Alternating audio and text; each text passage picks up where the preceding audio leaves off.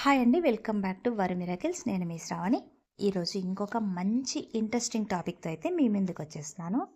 ఈరోజు రెసిపీస్ కాకుండా ఒక మంచి మెడికేటెడ్ మొక్క గురించి అయితే మీకు ఇన్ఫర్మేషన్ ఇవ్వాలని వచ్చిన, అది కూడా నాకు తెలిసినంత వరకు ఇన్ఫర్మేషను.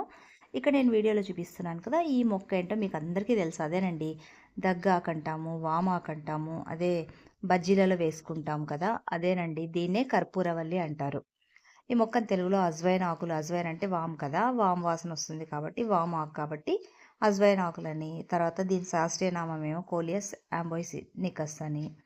చాలా ఔషధ గుణాలు ఉంటాయి ఈ ఆకులో కావచ్చు, మొక్కలో కావచ్చు. అంటే చిన్న మొక్క నాటినా కూడా ఇది ఎక్కడైనా కూడా పెరుగుతుందనమాట. కొంచెం మట్టి ఉంటే చాలు, లేదా చిన్న మనీ ప్లాంట్ లాగా చిన్న మొక్క వేసినా కూడా తొందరగా అయితే మనకు పెరుగుతుంది. ఇకపోతే ఆకులైతే కొంచెం మందంగా ఉంటాయి, స్మూత్గా ఉంటాయి, రౌండ్గా ఉంటాయి. చూడటానికి కూడా చాలా శుభ్రంగా, చాలా బాగా నీట్గా ఉంటాయి.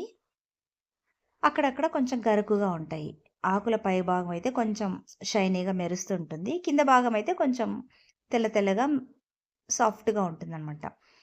ఈ ఆకుల్ని కొంచెం మనం చేత్తో నలిపినట్టయితే కర్పూరం వాసన వస్తుంది, అలాగే వాము వాసన వస్తుంది. ఎక్కువగా కర్పూరం వాసన రావడం వల్ల దీన్నైతే కర్పూరవల్లి అని మనమైతే చాలా వరకు యూజువల్లీ వాడే పేరనమాట అది. ఇకపోతే ఈ ఆకుల టేస్ట్ అయితే కొంచెం కారంగా, చేదుగా ఉంటాయి. నేను కూడా ఇందాకనే టేస్ట్ చేశాను. కాకపోతే చాలా రోగాలకైతే ఇది న్యాచురల్ మెడిసిన్ లాగైతే పనిచేస్తుంది.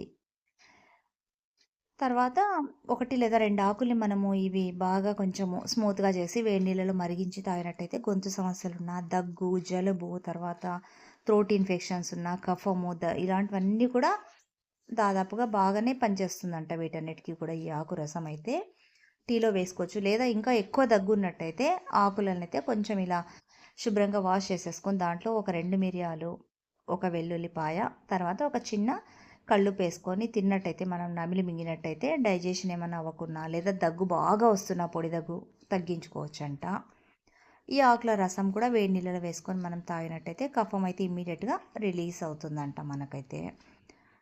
లేదా కషాయం రూపంలో అయినా తీసుకోవచ్చు, లేదా డైరెక్ట్గా నమిలే ధైర్యం ఉన్నట్టయితే కారం ఉన్నా పర్లేదు, చేదుగా ఉన్నా పర్వాలేదని డైరెక్ట్గా నమిలేయగలిగితే డైరెక్ట్గా కూడా మీరు తీసుకోవచ్చు. ఏదేమైనా మనకు తెలియకుండానే ప్రకృతి ప్రసాదించిన ఒక మంచి మెడికేటెడ్ మొక్క అనమాట ఇది. ప్రతి ఇంట్లో కూడా ఖచ్చితంగా మీకు దొరికినట్టయితే పెంచుకోండి. చిన్నపిల్లలు ఉన్న వాళ్ళకైతే ఖచ్చితంగా ఈ మొక్క అవసరమైతే ఉంటుంది.